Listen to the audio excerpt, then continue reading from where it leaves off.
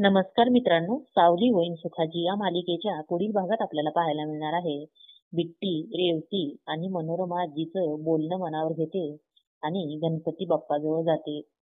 पत्रिका घेते लग्नाची आणि म्हणते, बाप्पा, मी आईच्या आणि पार्टनरच्या मध्ये आता कधीच येणार नाही. मी इथून निघून गेलेलंच बरं, मला जायलाच पाहिजे.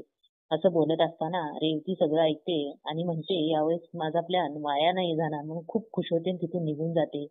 तर सगळेजण लग्नासाठी पाहुणे मंडळी आलेली असतात. रुद्र गौरी पण छान मंडोळी बांधून तयार होऊन बसलेले असतात लग्नाच्या विधीसाठी. आश्रमातून मुले पण आलेली असतात. मग मग बिट्टी हे सगळं सोडून चाललेली असते. रुद्र गौरी समोर येऊन थांबते. तर रुद्र गौरी एकमेकाकडे बघत असतात आणि हसत असतात. ते दोघांनी बिट्टीला बघतील आणि जवळ ये बिट्टी म्हणून बिट्टीचं मन पलटेल म्हणून रेवती बिट्टीच्या आडवी येते, त्या दोघांनी बघू नये म्हणून.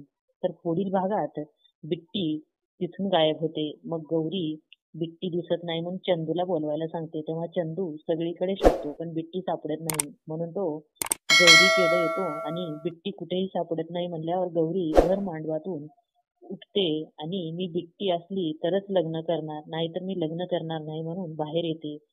रडत रडत हाक मारत असते, बिट्टी बिट्टी म्हणून. तर सगळ्यांना धक्काच बसतो. रेवती मात्र तिचा प्लॅन यशस्वी झाला म्हणून खूप खुश होते.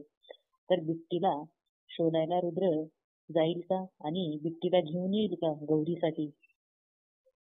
का रेवतीने लग्न होऊ नये म्हणून बिट्टीला गायब केलं असेल? काय होईल?